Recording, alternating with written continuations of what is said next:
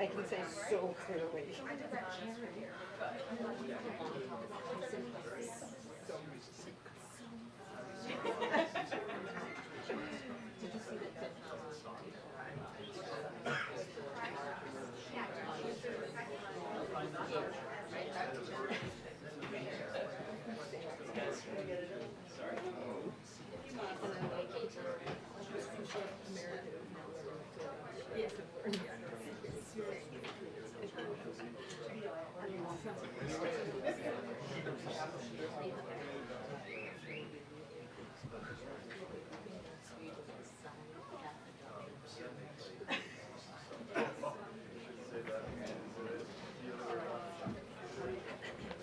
Good afternoon, everyone. Just one thing at the top.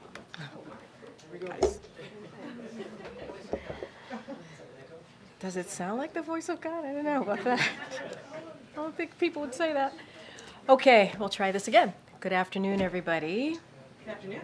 Today, we learned that last year, 19 states achieved their lowest average unemployment rate on record. 23 states set new record low unemployment rate last year, and 32 states had an unemployment rate below 4% for the entire year.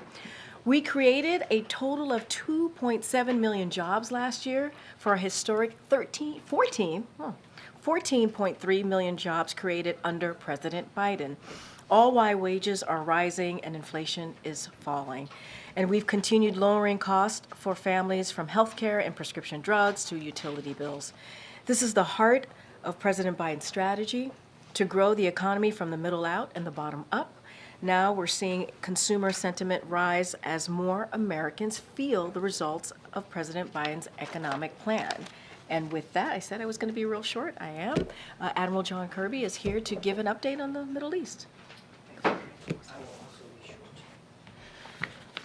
think as you saw yesterday, the militaries of the United States and United Kingdom, with support from Australia, Bahrain, Canada, and the Netherlands, all conducted an additional round of strikes against Houthi targets in Yemen.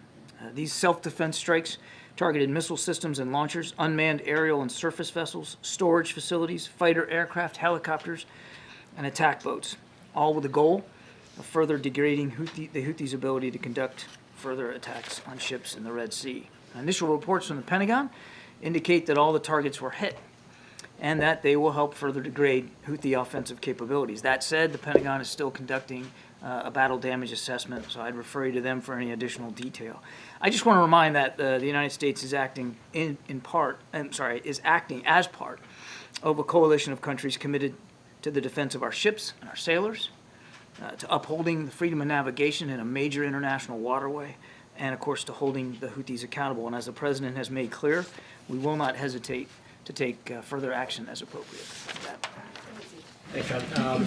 On the strikes yesterday, can you walk us through a little bit of the when the President approved those strikes? Was there a new convening of his national security team before that operation, or was that sort of the green lit a couple weeks ago when these strikes started? No, these additional strikes yesterday required additional conversations and discussions across the national security team, and the President made the decision to authorize this particular round of strikes very recently. And with that national security team, did that include Secretary Austin? When was the last time the President spoke with the Secretary? Those discussions did include Secretary Austin. I don't have the exact time on the calendar of when those discussions happened, but he was involved and engaged in all those discussions, yeah. And then on a different topic, there's a report that the Israelis have presented a new ceasefire, a temporary ceasefire for a hostage deal, about a 2-month pause to release all the hostages and the buys of their civilians and soldiers. Can you confirm that? Is the U.S. engaged, as Brett's in the region right now, is he trying to actively sort of drum up support for that framework of a deal? Yeah, I'm not able to confirm those specific reports that you're talking about in the press. Brett is in the region. He was in Cairo today, as a matter of fact, and he'll have other stops along the way.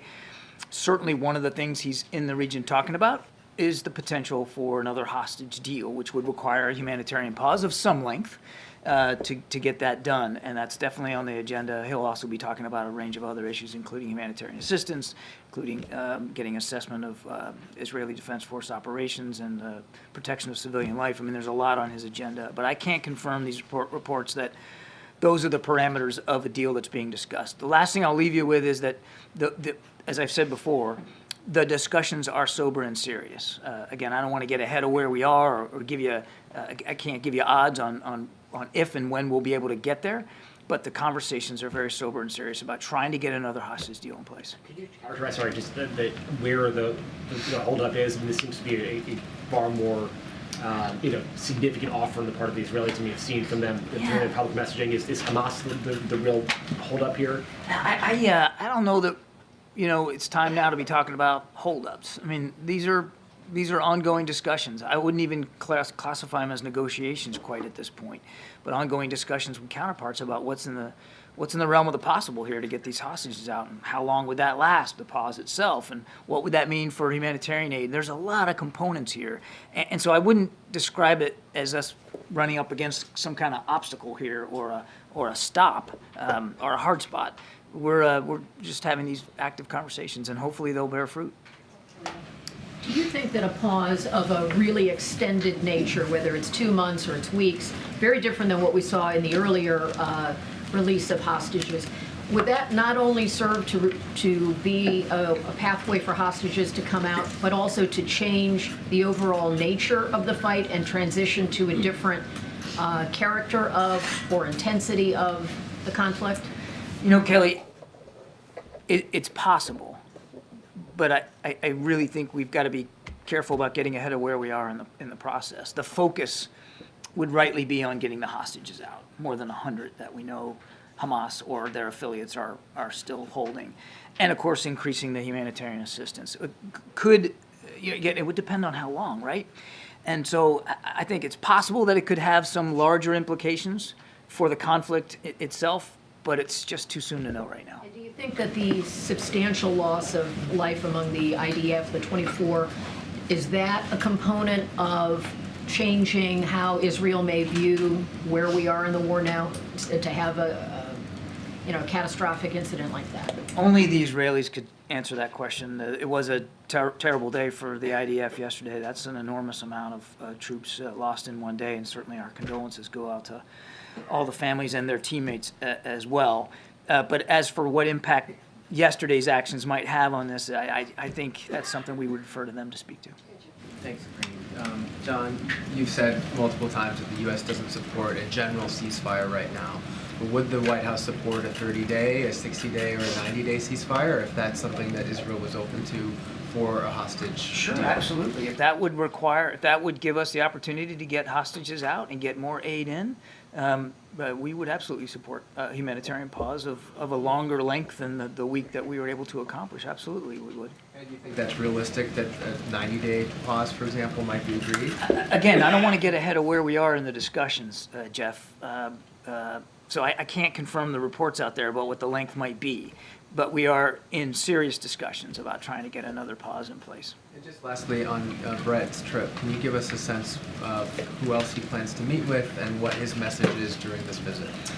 He's working on a range of issues, so his messages are really in line with our policy, which is making sure Israel knows it has the support that it needs, making sure we're getting humanitarian assistance increased to the degree we can, getting the hostages out, and obviously helping to work towards an arrangement where a pause can be in place to allow all those things to occur. He'll also, no question, have other discussions about other regional issues, including continuing to explore the idea of normalization between Israel and Saudi Arabia. I don't have a readout of all his discussions that he's had. He's only just gotten in the region, I think, yesterday. So we'll see if we can get you a little bit more granularity on where he's going next and who he's going to be talking to. Thanks, Karine. There were Russian strikes on residential neighborhoods in Kyiv and Kharkiv. What does this say about Russia's strategy right now? It's very much, I think, of a piece of what the Russians have been trying to do since the winter months have set in, which is to further victimize the Ukrainian population. to try to break their will and their back. And the attacks on civilian infrastructure, residential homes, and areas is again not something that Putin has shied away from in the past. We don't see a lot of movement on the battlefront from east to south. There's neither side's really making a lot of progress, and we're not seeing any major push by the Russians to some sort of ground offensive. And I'm not ruling out that they might not try to pursue that when the ground gets a little harder. But what they are doing are trying to overwhelm Ukrainian air defense systems, and those air defense systems have been pretty effective at knocking a lot of this stuff out of the sky. Things get through. Obviously, they don't have everything. But that's why it's so critical that we get this supplemental funding. Because as I said earlier, the Ukrainians are making some tough decisions on the battlefield about what they're going to shoot and what they're going to save for another day. And the Russians know that. So part of this is trying to break the back of the Ukrainian people, but also trying to force the Ukrainians to continue to use munitions in defense of themselves. Is the U.S. seeing evidence that Russia is increasingly targeting Ukrainian arms production sites? And if so, what does that mean? Yeah, actually, I'm glad you asked that question. They have, in fact, we have seen them start to go after more of Ukraine's defense industrial base. Again, all of a piece of wearing down the Ukrainians' ability to defend themselves over time, which again, it just underscores how important it is that we get this supplemental funding for Ukraine. Secretary Austin, I think, as you know, hosted yet another contact group today. We've got 50 some odd nations involved in here trying to contribute stuff to Ukraine, and they're all looking to us for leadership. They all want to know where we're going to be here, in a couple months. Thanks, John. Are the U.S. strikes on the Houthis aimed simply at degrading their capabilities, or also at interrupting the rate of resupply of material from Iran? And what has the U.S. observed about those resupply efforts? Are they slowing down? Are they speeding up? Two different efforts here. We already have in place and have been doing interdiction to try to stop the flow of munitions from Iran to Houthi-controlled Yemen. And as a matter of fact, that's how we tragically lost those 2 Navy SEALs. They were involved in an interdiction mission of that sort. The strikes that were taken are something separate and distinct, and it really is designed to disrupt and degrade Houthi offensive capabilities, to make it harder for them to continue these attacks. But are you seeing any efforts by the Iranians to pick up the pace of supplying the Houthis as they come under attack? I would just say we're watching this very, very closely. I mean, it's not Iranian support of the Houthis is nothing new. They have not only supplied things to them, but to Hamas and Hezbollah and other groups in the region. And I would just say we're monitoring that flow as closely as we can. I think that's as far as I'm going to be able to go today. And then can you give us an update on the effort to prevent a war with Hezbollah and Amos Hochstein's efforts in the region? We are involved diplomatically, not just with the Israelis, but with officials in Lebanon to see what we can do to keep that the conflict from widening and escalating there along that northern border with Israel. We still don't believe that it's in the interest of the Israeli people, certainly not in the interest of regional security, for another front to be opened up. We have not seen, and I think this is important, I'll let Amos speak to his discussions. He has been a significant interlocutor in having these discussions. But we have not seen Hezbollah jump in with both feet and come to the aid of Hamas. There have been, I'm not going to obviously dismiss it, there has been rocket fire exchanged on both sides. We want to see those tensions de-escalate, but we have not seen Nasrallah give orders that they're going to go all in to help Hamas. As a matter of fact, I mean, take a look at it. And I know we're all talking about the Houthis, and I get all that, but there ain't a whole lot of people that are jumping in with 2 feet to help Hamas in this war that they started on the 7th of October. Thanks, John. I had one on the Middle East, but first I wanted to follow. Zeke asked about Secretary Austin. He had his first public appearance today from a very secure printer closet over at the Pentagon. I'm wondering if you have a sense of when we might see him in person, if that's been a conversation between the White House and the Pentagon about kind of getting him out. Getting him out? Yeah. I think, as I understand it, and you should check with my Defense Department colleagues, but I think he hosted that contact group from home, from over Zoom, and he's done these virtually before. Getting 50 nations all together in the same place sometimes can be difficult. So this one was another virtual one, and I understand that he took it from home. I don't have anything on, I certainly wouldn't be in a position to speak to his schedule and when you might see him out more publicly, but I know that they're working through, at the Defense Department, working through what his schedule will look like once he's able to get back to work in the Pentagon, and then, you know, how they build out his calendar, but that's really for them to speak to. And then on the Middle East, you mentioned yesterday that we were engaging the Saudis and regional partners still on that normalization effort, but I wanted to ask about at the G20, there was the announcement about the India to Europe sort of rail and waterway trade pipeline. The economic corridor. Yeah. Has the conflict in Israel sort of put that either on the back burner or effectively killed that effort, or is that something that's still an active part of talk? The short answer is no, but look, that is a major rail corridor that actually we're calling an economic corridor, because while it's principally around a rail system, there would be all kinds of logistics and sustainment hubs along the way, and offer all kinds of opportunities for infrastructure improvement and employment opportunities. And that's a years long process. It's going to take a long time to get there. The president knows that. And so our work and our efforts to start laying the groundwork, literally, if you'll excuse the pun, but laying the tracks for that are ongoing.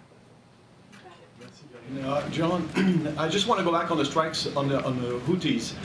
You listed a number of countries, allies involved in this, UK, Canada. How is this coordinated? And by the way, does the mission have a name? Is it just like we're striking the Houthis operation? And how does the coordination happen? Is the president involved? Has he talked to Prime Minister Trudeau, for instance? So there's a lot off there. Not every nation is involved in the actual dropping of munitions. In this case, it was the United States and the United Kingdom. Other nations, as I indicated in my opening statement, they contribute other capabilities. I'll let them speak to what they're doing to support these strikes on Houthi capabilities ashore. There is an awful lot of coordination done at various levels. I mean, the president spoke yesterday with Prime Minister Sunak, and obviously this was on the plate to talk about it, given that conversation took place in advance, a few hours in advance of the strikes that we actually took. And we always read out his calls with foreign counterparts, so it's not like he would have a conversation with another prime minister and you wouldn't know about it. But he is involved at his level, of course, but so is Secretary of Defense, so is Secretary of State, so is Jake Sullivan, our National Security Advisor, and then staff levels at the NSC up and down the chain of command are involved clearly with our counterparts. So this mission is just, we're striking the Houthis. You're asking for the name? Well, is it an operation organized and well thought? I'd refer you to the Pentagon if they've given it an operational name or not. That's really for them to speak to. We're not so much worried about what bumper sticker you slap on it.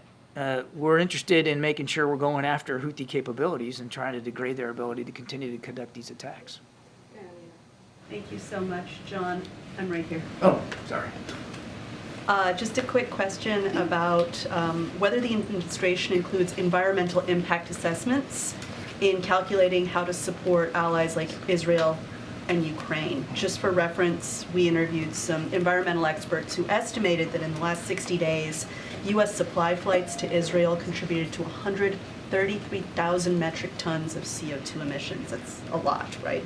So is that part of the calculation that you make, and how do you balance your desire to protect the environment with your desire to protect your allies? I know of no, and I'm happy to take this question. I know of no mathematical analysis that we're conducting at an agency level to judge the impact of using jet fuel, for instance, to fly support to Ukraine or get it into the region for Israel. Again, I'll take that question, but we're focused, rightly so, on making sure that our two partners have what they need to defend themselves. And that's really where the president's head is. Thank you. One of my colleagues has reported that Israel has proposed that Hamas senior leadership could leave Gaza as part of a broader ceasefire agreement. Is this something that the U.S. believes is a viable proposal? We don't want to see Hamas in charge of Gaza anymore.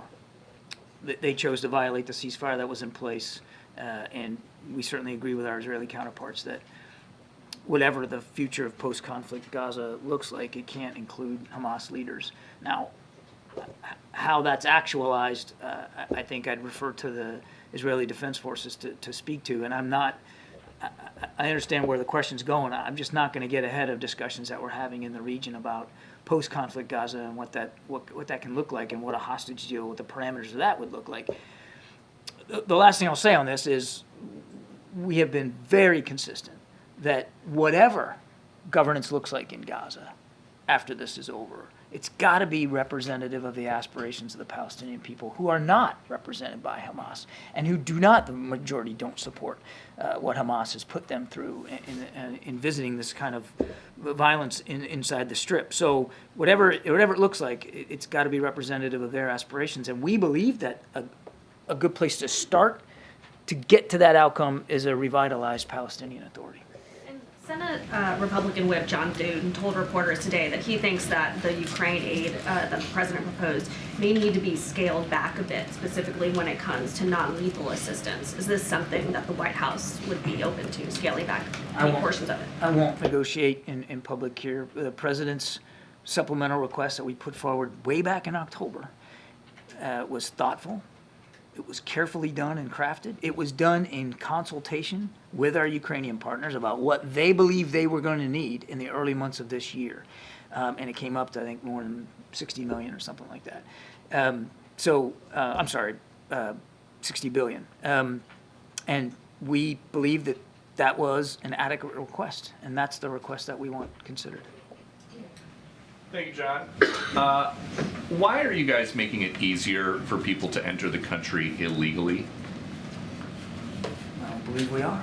Why do you think we are? Well, you guys sued to cut razor wire that was put in place by Texas officials. So that the Border Patrol could actually do their jobs, but keep going. Well, you won in court, so now what? The Border Patrol Union president is saying the Supreme Court's decision is going to undoubtedly encourage more illegal immigration. Do you guys know better than the Border Patrol Union? The Border Patrol needed access, and that's why we sued to get rid of that razor wire, so that they could do their jobs. And you know what would also help them do their jobs, Peter? More Border Patrol agents. There's an idea. And if you go back to the supplemental request that we put in, there's money in there for some 1,300 additional Border Patrol agents. We want to help them do their jobs. We want to give them more resources. And the answer we keep getting back from House Republicans is no, no, no. Does razor wire work? Does razor wire work for what? Does it work for the Border Patrol to allow them to have the access they need to be able to better process people that are trying to get across the border? I don't think so, and that's why we asked for it to be removed. But what is the president's plan? This is happening just weeks after 300,000 people came into this country over the southern border illegally. The razor wire officials down there think was keeping some of them out, and you guys just sued and won to remove it. On behalf of the Border Patrol, who needed to have better access to it. Look, let me go back to your other question, and I know I'm running short on time, so I won't filibuster here. But what's the plan? Please look at the stuff we've put forward. The immigration reform legislation that the president put forward on day one. The work we're doing in the region. Just last week, we had Mexican officials here to talk about how together we have and will continue to try to stem the flow of migrants. You mentioned the numbers. No question there's a lot of people trying to make that journey, but it's not just to the United States, it's to other countries in the world, in the region. We're seeing historic movement. Not since World War II have we seen this many people on the move in this hemisphere. And the Mexicans are really stepping up and trying to do more on their southern border to keep that flow going north lower. And we have seen in recent weeks some success at that. The idea that we don't have a plan or a strategy or we're not taking this seriously is just not borne out by the facts. And, again, if the folks on the House Republican side are serious about border security, and they claim they are, then they should act on the supplemental request and, let's negotiate this in good faith. The president has said he's willing to make compromises. He's willing to negotiate in good faith. So let's have that discussion. Thank you. Israel has said that it is going to build a buffer zone and appears to already be demolishing structures inside Gaza along its borders, despite the U.S. position that Gaza's territory should not be reduced. Does the administration object to this plan? And if the Israelis are moving forward anyway, then what is the administration doing about it? I'll let the Israelis speak to this idea. Nothing's changed about our view, Sabrina. We do not want to see the territory of Gaza reduced in any way. We won't support that. And the administration has communicated that directly to the Israelis, that they shouldn't create these buffer zones? I won't talk about our diplomatic conversations. We have been very clear and consistent, both in private and publicly, that we do not want to see the territory of Gaza reduced in any way. Thank you. John, could you please confirm, could you please confirm if Russia has used more North Korean missiles in Ukraine after your yes. 2 weeks ago announcement? And what's your response to President Putin's visit in the near future to North Korea? Well, what's concerning to us is this increasing relationship, this deepening relationship between North Korea and Russia, because obviously Mr. Putin stands to benefit from it, as he not only gets ballistic missiles and using them for use in Ukraine, but also artillery shells. And he's using them to a fairly well as well. So we're watching this very, very closely, as we are North Korea's own pursuit of advanced military capabilities. And what concerns us is not just Mr. Putin's ability to benefit from this relationship, but Kim Jong-un's ability to benefit from this relationship and what that means for peace and security in the region. Thanks. Staying on North Korea, there's been a number of reports recently about that there have been signs that Kim Jong-un is preparing for some kind of attack or even preparing for war. Have you seen any indication of a change in posture from North Korea? Is there any concerns that you have about that? I want to be careful here. I don't get into intelligence assessments, but we're watching this very, very closely. And I would just tell you that we remain confident that the defensive posture that we're maintaining on the peninsula is appropriate to the risk. On the Houthis, back to the Houthis. So Treasury issued a general license allowing the Houthis to profit from oil sales. Why redesignate them a special terrorist group if you're going to allow them to make profits off of oil sales within the country? It doesn't. You're talking about General License number 25, which is designed to allow for the import of some petroleum products such as cooking oil, so that the Yemeni people aren't suffering and they can eat. It does not allow, and I'm happy to get you the exact language, Ed, but it does not allow for the transfer or the export for profit of Yemeni petroleum products. They are not going to be allowed to profit off of this. There are 5 licenses in general, or in total. One of them also allows them to get payments for goods going through the ports, as well as fees from people leaving airports. Again, some question around revenue to do their operations. I'm happy to refer you to Treasury for more detail. My understanding of that license as well is it will not allow them to profit. A senior administration official told Politico that one aspect of your plan to stop the Houthis is to have China pressure them to stop. Does the administration have any indication that China has sway with the Houthis and any interest in applying such pressure? China has influence over Tehran. They have influence in Iran. And they have the ability to have conversations with Iranian leaders that we can't. And so what we've said repeatedly is we would welcome a constructive role by China, using the influence and the access that we know they have to try to help stem the flow of weapons and munitions to the Houthis. Thank you. You mentioned earlier the meeting with Mexican officials that was last week to talk about migration. Can you talk through what some of the next steps are after that meeting and whether U.S. officials are going to meet with them again in the coming weeks? I don't have another meeting on the schedule right now to speak to or to announce. I have every expectation that there will be additional conversations at various levels of the staff. We're focused on root causes of this migration and helping try to, with our Mexican counterparts, alleviate some of those root causes. There's lots of reasons why people are on the move. depending on where they're coming from.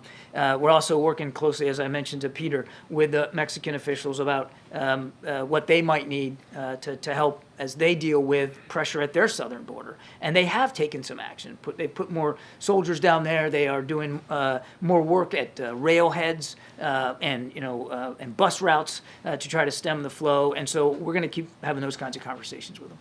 What they might need, are you talking about support from the U.S. to stem the flow at their southern border? Support from the U.S., support from in the region. I mean, again, we're trying to take a true regional approach on this. Thank you. Go ahead, sorry. Thank you. As Turkish Parliament is appearing to move on Sweden's NATO accession, the Hungary's Prime Minister is suggesting that it's still up for negotiation. He invited his Swedish counterpart for negotiation on NATO's accession. Do you see this as still up for negotiation? And relatedly, the Polish Prime Minister suggested that Hungary is quietly working with Russia and betraying Europe.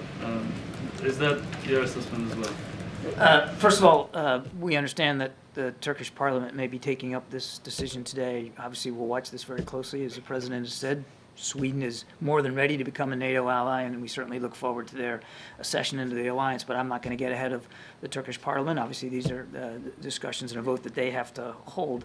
I can't speak for what the Hungarian government is doing or about to do. They have indicated in the past that they certainly won't be the holdup here, that they won't be the last to accede. They're also, I'm sure, watching what's going on in Turkey very closely as well. But look, it's time for Sweden to become a NATO ally. They have a modern, advanced military, one that we're very comfortable with, and they'll add real, significant military capabilities to the alliance.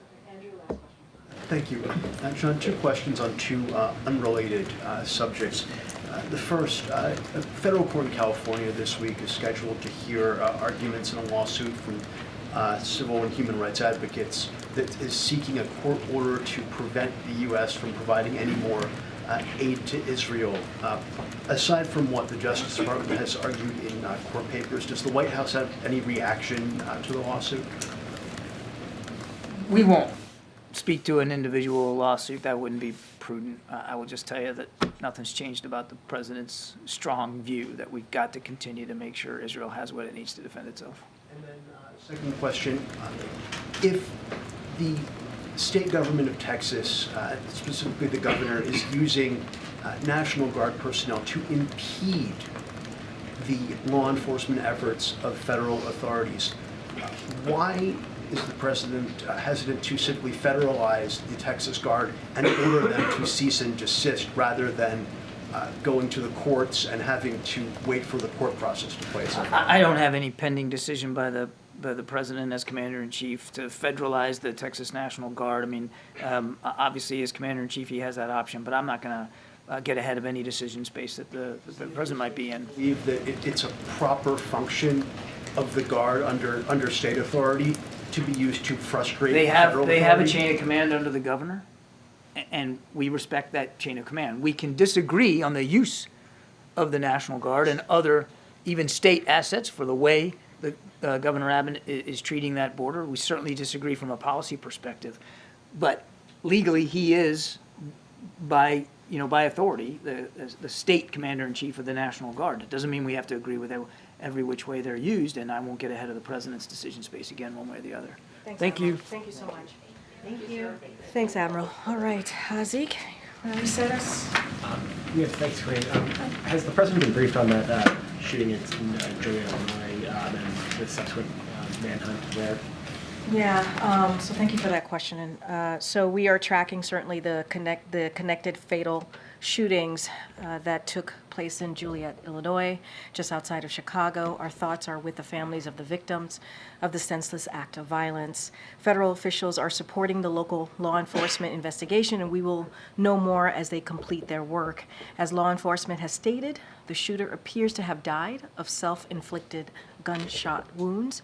This recent tragedy underscores the needs for Congress to act and to take action to end this epidemic of gun violence that we're seeing across the country. Our administration is taking aggressive steps to keep guns off our streets and out of those who mean to do harm by cracking down on gun trafficking, stolen firearms, and enhancing background checks to stop sales to those in crisis, and all thanks to key provisions of the President's bipartisan Safer Communities Act that we were able to do about almost 2 years ago now.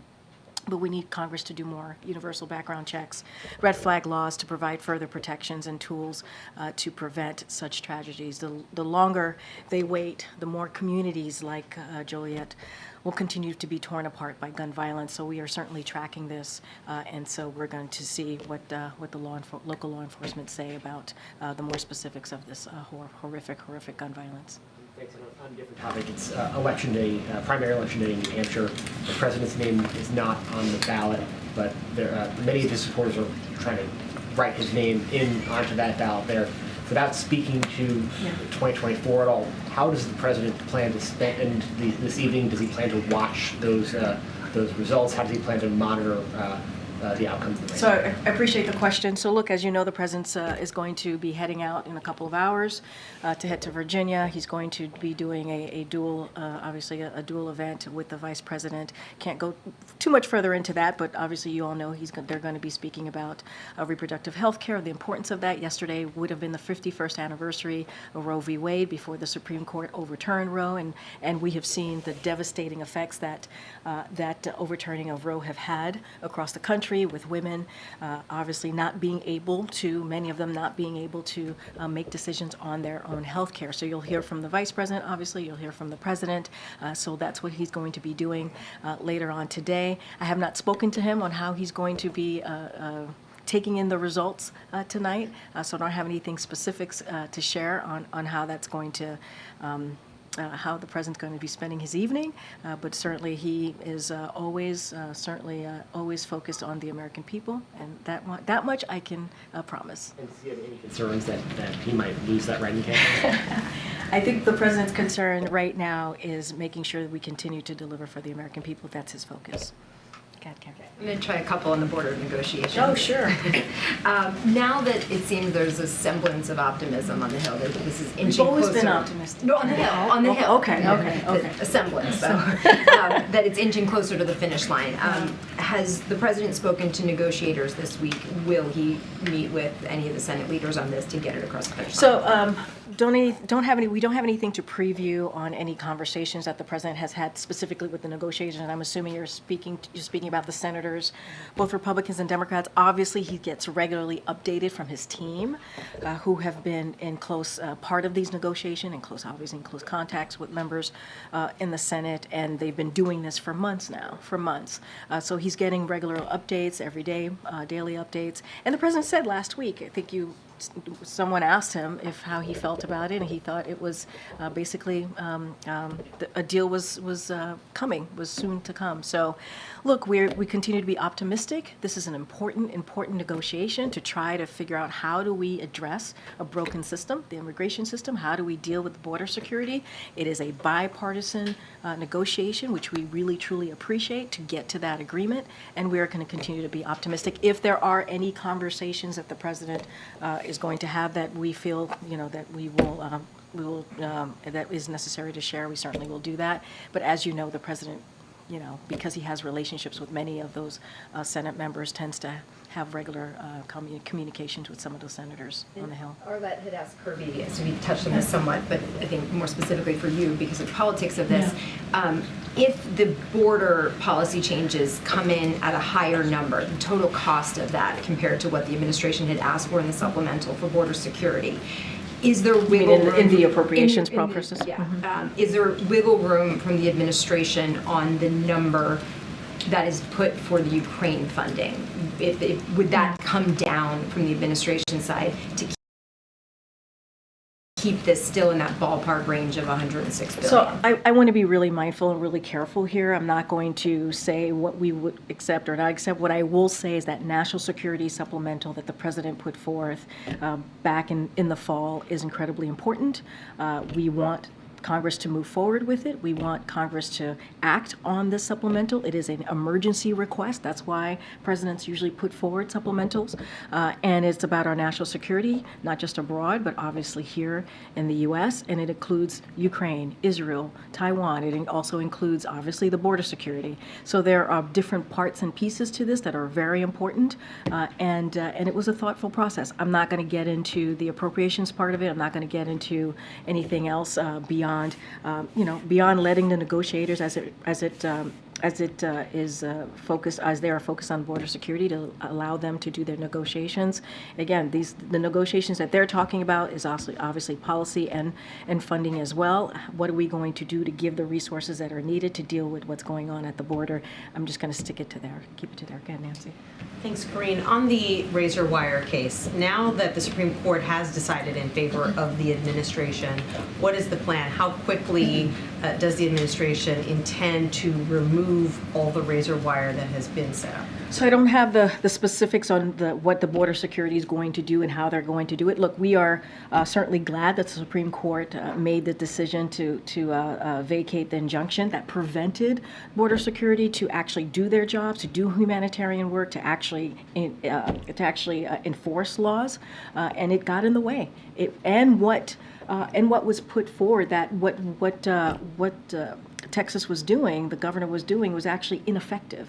And that's something that we have to remember. It was ineffective.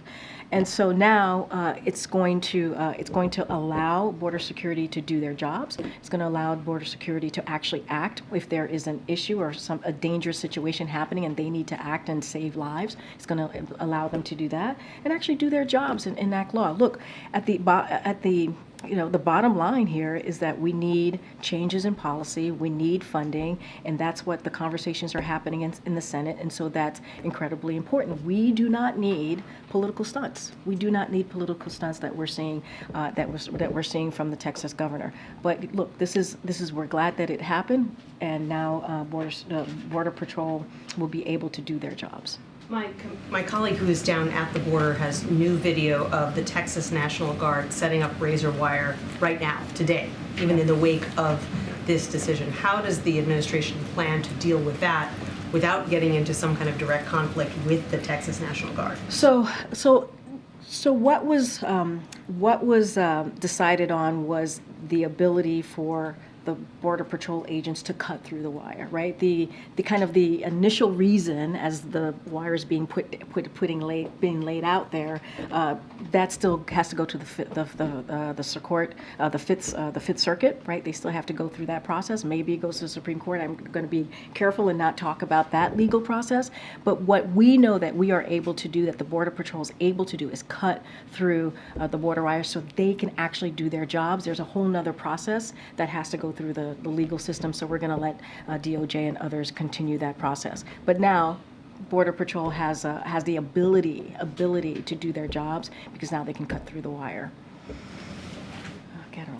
You started the briefing talking about some of these positive economic indicators and how the mood of consumers is changing as you're seeing some of these positive signs in the economy, but so far it really hasn't changed in their perception of how President Biden has contributed to this and helped them. Are there discussions about different ways that you can try to communicate this message, given the fact that so far it just hasn't sunk in with the American psyche that Biden should be getting credit, in your belief? I mean, look, we're going to just continue to have the conversation. We're going to continue to have the president speak directly to the American people. You saw him do that in many different ways in the past 2 weeks, where he's been able to address Americans at their home, right? Where he's been able to go to a business and talk to folks at a business. And so, look, we're going to try. Obviously, we're always trying to find ways to communicate with folks on the ground, and we understand. Look, polls don't vote; people vote. That's really important to remember as well. But I think the data still matters. The fact that consumer sentiment is high in a way that we hadn't seen it in some time, right? The numbers show that, and the fact that the economy is indeed stronger than it was since the president walked into this administration. He's been able to create more than 14 million jobs. All of that matters. We're going to do our job. We're going to continue to have those conversations with the American people, and you'll see that. And you'll see continue. The president's been doing that for the last 3 years, and he's not going to stop. And we're going to make sure that the American people hear directly from him as often as we can. And is the president frustrated that Americans are feeling better about the economy, but they're not feeling better about his role? I think what the president is proud to see is that the data is showing that consumer confidence is up, is that we're able to see gas prices under $3 in more than in 27 states. That's important. That's what the president is happy to see. The president is happy to see that we've created more than 14 million jobs. That's what we're going to continue to work on, an economy that makes sure that we build it from the bottom up, middle out. And let's not forget, we're going to continue to lower costs for the American people. And so as long as we do that, as long as we do our job, the president does his job, then that's what matters. Thank you so much. So you said at the beginning of the briefing that 19 states have experienced the lowest unemployment rate on record. What do they have in common? Are they geographically clustered in one area? And to what do you attribute this? Oh, that's a good question. I don't have specifically which 19 states. Certainly, we can get that number. It's in obviously it's in the data, so it's in the state unemployment data, so you can actually pull it directly from there. I think we attribute that to the president's plans and policies and what he's been able to do for the past 3 years, right? Whether it's legislation, historic piece of legislation, whether it's the bipartisan infrastructure act, or whether it is the CHIPS and Science Act. I mean, there are we believe multiple reasons, multiple policy changes that the president has been able to do to get the economy going. And we see that in the data. And so we believe that what the president has done is working. Now we have more work to do in lowering costs, and we'll continue to do that. But certainly, this is the president and this administration's work at hand, along with some of the work that we've been able to do with Congress. Thanks, Karine. The president, you alluded to, speaking about abortion at the event tonight in Virginia. He has often said he would like Congress to codify Roe. Are there talks between the White House and legislators in Congress about doing that? I know they don't have the votes for it, but is there a effort right now to prepare for that underway? So I can't speak of a conversation specifically on that we've had with legislators. We talk to legislators on an array of issues and certainly different agendas. I know that legislators in Congress have tried to introduce pieces of legislation to do just that, to codify Roe. And so, look, here's where we are. Majority of Americans want to make sure that their rights are protected, that their freedoms are protected. That's where majority of Americans are. They want to make sure that women have the right, the ability to make decisions on their reproductive health care. That is something that we know. And Republicans do not stand with majority of Americans. You have about, I believe, 3 national bans that were introduced by congressional Republicans. And so that is a problem. And so we have to be very clear. This is why the president, the vice president, and his entire administration is going to continue to speak loud and clear and stand on the side of majority of Americans. And so until we have Republicans that are willing to stand with majority of Americans on this and do something and make sure that our freedoms and rights, women's freedoms and rights, are protected, then we're not going to be able to make this happen. But it doesn't mean that the president's not going to continue to call on that. And so that's what we want to see. In order to truly deal with this issue, we have to see legislation in Congress, and that is just the facts. And is that the message that he wants to get across tonight? And apropos tonight, is there a reason that this rally or this event was scheduled on the same day as the New Hampshire primary? Where the I would refer you to the scheduling of this political rally to the campaign, so I'm not going to speak to that, and I'm not going to get ahead of what the president's going to say. You'll hear from him directly tonight. But look, you heard from the president yesterday during his task force, his 4th task force on this particular issue, reproductive health care. Yesterday he spoke to the importance of making sure that we stand with majority of Americans. You saw the vice president in Wisconsin speaking to the issue. We were very clear on where this administration stands. We stand with majority of Americans on this. Maybe the sixth row? Go ahead, go ahead. Fifth row Go yet, ahead. I'm just saying. Go ahead. Thank you for keeping track, but I believe there's a gentleman that I called on that's sitting in your row. Thank you. Oh, thanks, James. I appreciate that. Go Thanks, ahead. Karine. Does the White House support the possibility of limiting immigration parole that seems to be now at the center of Senate negotiations? I'm not going to speak to the specifics of the negotiation process, what's being discussed, the policy discussions, or even the funding component of the discussions. Just not going to do that from here. Can't negotiate from the podium because we want to make sure that they have, negotiators have the freedom to have a good faith conversation. I'm just not going to inject myself from here. Another topic, Venezuelan President Maduro is accusing the U.S. of plotting to kill him, specifically the CIA and the DEA. Has the White House seen these accusations, and how do you respond to them? I mean, I've not seen those accusations. Obviously, sounds a bit, well, not even a bit. It's just not factual. I'm just going to leave that there. All right, I'm trying to call some people I haven't called on. Go ahead, in the back. Go ahead. Yeah. I know. No, go ahead. This young lady. Go ahead. No, I know. Thanks for the help, but I got it. Go ahead. Go ahead. Thank you. So, No. sorry, me? Yeah. Same with Karine. We're sort of seeing a lot of House Republicans push back on the Supreme Court ruling, sort of encouraging the Texas governor to ignore it. People like Can you Chip start from the beginning? I missed the beginning of your question. That's okay. So we're seeing sort of House Republicans encourage Texas to ignore the Supreme Court ruling. Representative Clay Higgins also sort of said it's a civil war. Is that rhetoric helpful to solve the situation at the border? None of it is helpful. That rhetoric is not helpful. The political stunts are not helpful. They're just not. They're not dealing with the issue that we're seeing at the border. What we have asked and what we have said, let's work in a bipartisan way. That's why we are very grateful to what the senators are doing right now in negotiating in a bipartisan way in good faith to come up with a solution on a system that has been broken for decades, an immigration system that has been broken for decades.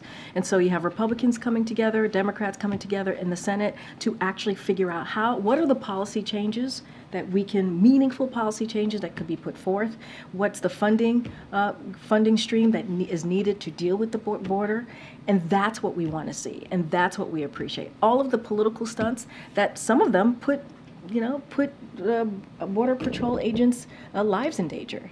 It puts migrants' lives in danger. That's not helpful. That is not helpful at all. Okay, Courtney. Thank you. Will President Biden renominate Todd Edelman for a seat on the U.S. District Court for the District of Columbia? There was reporting that that's not going to happen. So I'm not going to get ahead of the president's nomination process, so just don't have anything to preview. I'm just not going to get ahead of the process at this time. Good, sir. So, knowing that there's bipartisan negotiations happening in the Senate right now when it comes to the supplemental, obviously House Republicans are not involved. We do know Speaker Johnson was obviously here at the White House meeting with President Biden. Is the White House or President Biden, any administration officials, speaking directly with House Republicans about this, knowing that they're basically saying that it's dead on arrival, whatever comes out of the Senate? Well, look, the president spoke to this last week a little bit too. He said, he called out, he said to House Republicans, do you really want to actually fix this problem? Do you really actually want to do the work that's needed to deal with the issue that we're seeing at the border? Do you really want to fix this immigration system? I'm adding on to what the president said, but that's a question for House Republicans. I think we have proven, Republicans in the Senate and Democrats in the Senate have proven that we actually want to work on this issue, on this broken system. And so, look, if they are real about this, if they want to fix this problem, then they would get involved. They would get involved, but they haven't, right? You heard me say back at the end of last year, they left in the middle of December while negotiations were happening with Republicans in the Senate and the Democrats in the Senate.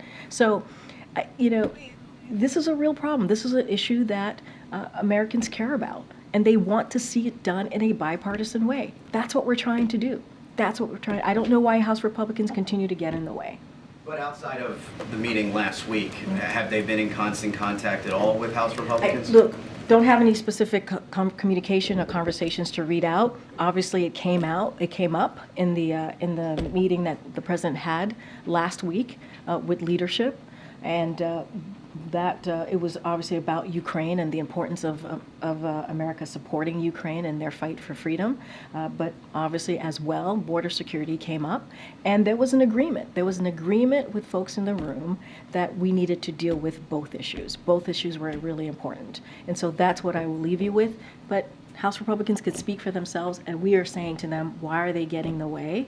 Why don't they come to the table and actually have these negotiations with us as well? Way in the back, go ahead. Thank you. Immigration is now the top issue for Americans over the economy, over inflation, as according to a new Harvard poll. So is immigration the president's top priority?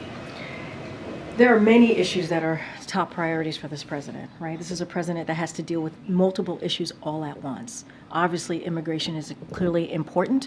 I just went into a back and forth with your colleague here about what's been going on, right? What he's been doing, what Republicans and Democrats in the Senate have been doing, how these negotiations are so important to get to a bipartisan agreement to deal with immigration, this broken system, and the border security. So obviously it's a priority for this president, and he is managing multiple things that are important and key to the American public.